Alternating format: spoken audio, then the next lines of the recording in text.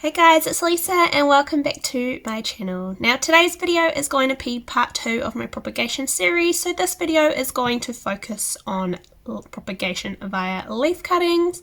I will pop on the screen now a list of some of the different plants that you can propagate via leaf cutting. Obviously this is not every single plant that you can do this for, but it's a good variety. So some of the ones that I could think of just off the top of my head and on doing some googling. So yeah, those are the plants there. So things like Pepperoni, Begonia, succulents, cacti, etc.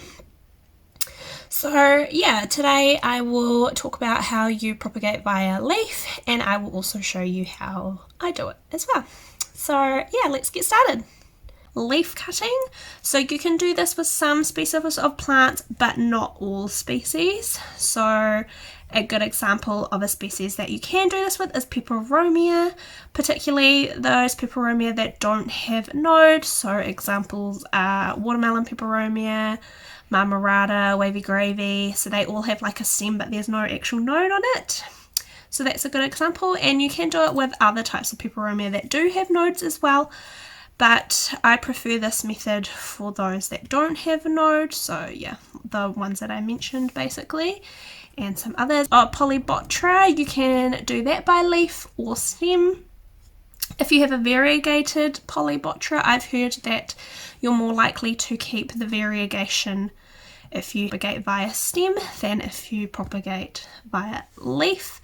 If you're doing a variegated polybotra, then yeah, stick with a stem cutting rather than a leaf cutting, as you're less likely to have variegation in future plants from that cutting.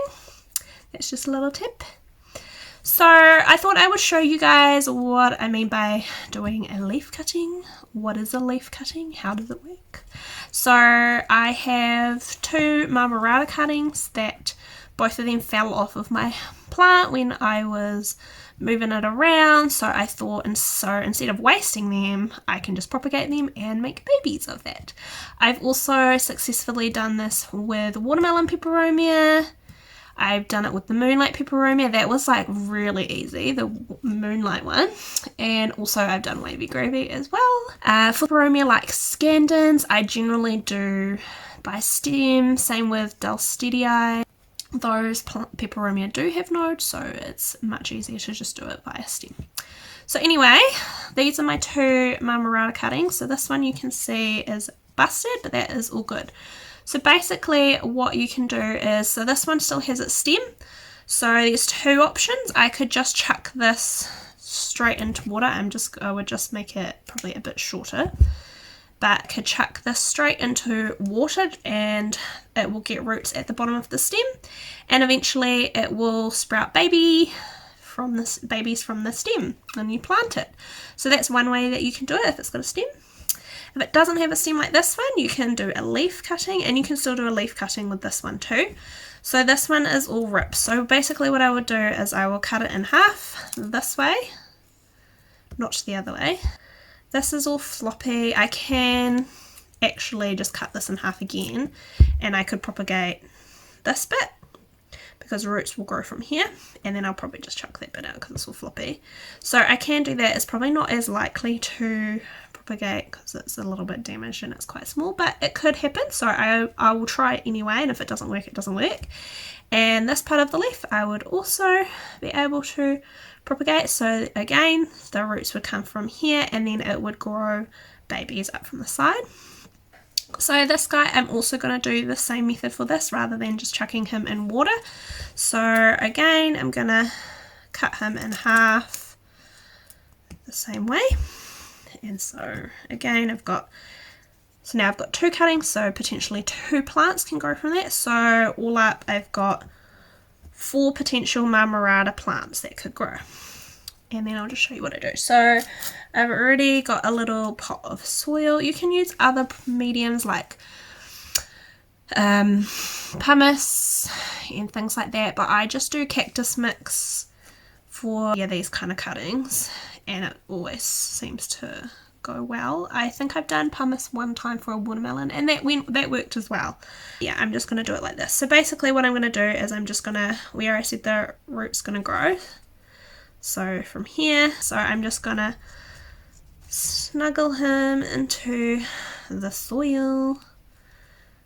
So the bottom is in the soil, and then I'll do the same with the other piece that I had. The soil is not wet yet, but I will wet the pot in the soil soon. So okay, so there we go. I've got one, so potentially I can have 2 plants from that. I'm going to cut the stem even shorter of this one, because what you do with this one is you chuck the leaf into the soil, and if you put the stem in as well, you can also root from the stem.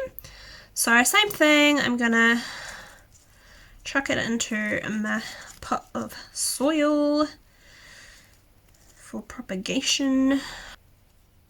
Okay, here we go. And then the stem is also in the soil. I'll probably top up the soil a little bit just so that, yeah, it's in there nice and good, because at the moment it's kind of just sitting on the top and I want the to be nice and secure. So I'll put a little bit more soil in there, and then I'll go and run it under the tap. And then what I do for them, it's winter time, so I'm just going to put them in my fish tank, or you could put them in your prop box, whatever, so on a heat mat in a humid environment. In summertime I just do them like this, and then I just put them on the windowsill, or what I do sometimes is I just put them in like a plastic container, or you could get like a snap lock bag, like one of those see-through ones, and just pop it over the top just to keep the humidity up. And then I'll just spritz it or mist it with water whenever the soil gets dry. So basically you just want them to be warm and humid and have enough light as well, and just leave them for a while. And sometimes they don't always succeed, sometimes they might rot, but generally I find with peperomia and leaf cuttings they normally do pretty good. So yeah, I'm gonna go do what I said, go water it, put a little bit more soil in, and chuck these into my fish tank. And in a couple weeks or months, whatever, hopefully I will start to see some baby little leaves popping up, and that means that they have succeeded, and then I can take them out and put them into their own individual pots if I want to, and sell them or give them away or whatever. But yeah, so that is how you do leaf cuttings. And so you would do the exact same thing if you were doing moonlight or watermelon or baby gravy, whatever. Exact same thing, cut it in the same places, pop it in the soil, or pumice if you want to do pumice, that's all good too. Cool, and I thought I would just show you some leaf cuttings that I have already done. I've been going for a while, so I've got 2 here. So I've got this one, this is a wavy gravy cutting. And so yeah, I've done the same thing, just cut the leaf and chucked it in here. Now it's really, really hard to see on this one, but it's actually got a little leaf growing right here.